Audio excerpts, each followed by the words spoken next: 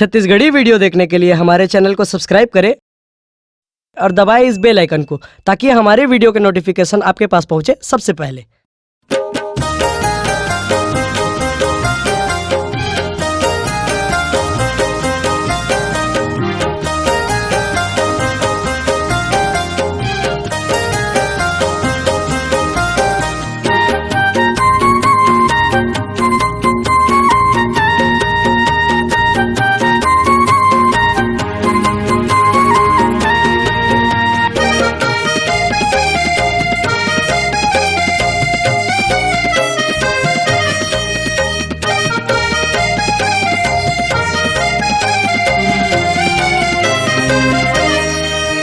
बिना रसिता मजा बे काटा खूटी गड़े जाही, सही रसिता मजा बे तोर चोला तर जाही। बिनी रसिता मजा बे काटा खूटी गड़ी जाही, सही रसिता मजा बे तोर चोला तर जाही। गुरु के बताए सत्य सड़की में जाबे, गुरु के बताए सत्य सड़की में जाबे, अपन जन्म में संगी सफल बनाबे, सही रास्ता मजाबे तोर चोला तर जाही। बिनी रसिता मजाबे कांटा खूटी गड़े जाही, बिनी रसिता मजा बे काटा खूटी गड़ी जाही, सही रसिता मजा बे तोर चोला तर जाही।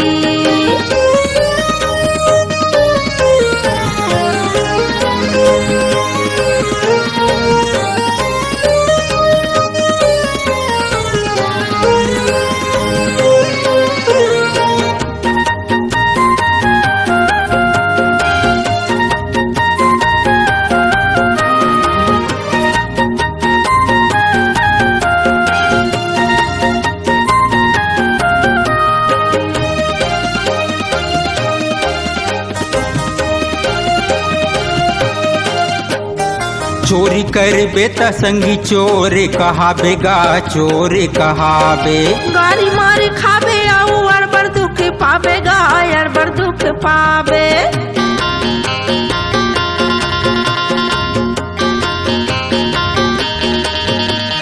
चोरी कर बेता संगी चोरे कहाबे गा, चोरे कहाबे गारी मारी खाबे आऊ अरबर दुख पाबे गा, अरबर दुख पाबे। गुरु के बताए सत्य सड़की में जाबे, गुरु के बताए सत्य सड़की में जाबे, अपन जन्म संगी सफल बनाबे, घोड़े बेली बंधा के हथी कड़ी लगे जाही, सही रसिता मजाबे तोर चोला तर जाही। बिनी रसिता मजा बे काटा खूटी गड़ी जाही, सही रसिता मजा बे तोर चोला तरी जाही।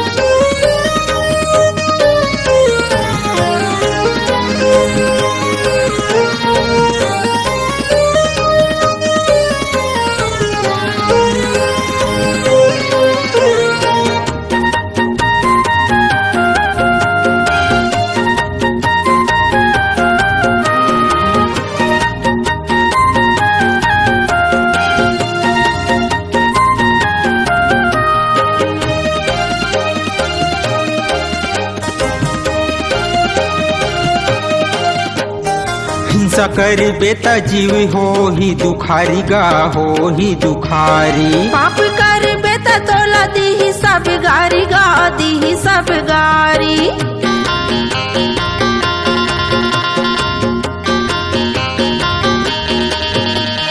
हिंसा कर बेता जीव हो ही दुखारी गा, हो ही दुखारी पाप कर बेता तोला दी सब गारी गा, दी सब गारी। ये गुरु के बताए सत्य सड़की में जाबे, गुरु के बताए सत्य सड़की में जाबे, अपन जन्म में संगी सफल बनाबे, जगे अब जस पाबे तोरे नाके कटे जाही, सही रसिता मजाबे तोर चोला तर जाही। बिनी रसिता मजा बे काटा खूटी गड़ी जाही, सही रसिता मजा बे तोर चोला तर जाही।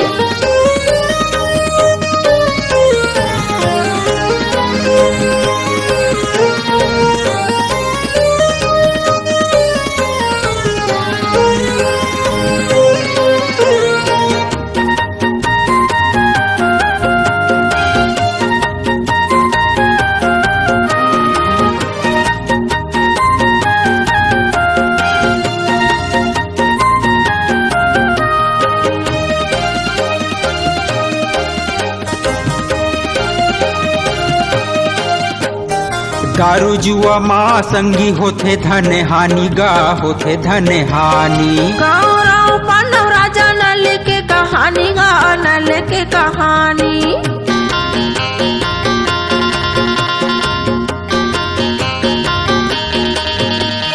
दारू जुआ माँ संगी होथे धन हानि गा होथे धन हानि। गौरव पांडव राजा नल के कहानी गा नल के कहानी।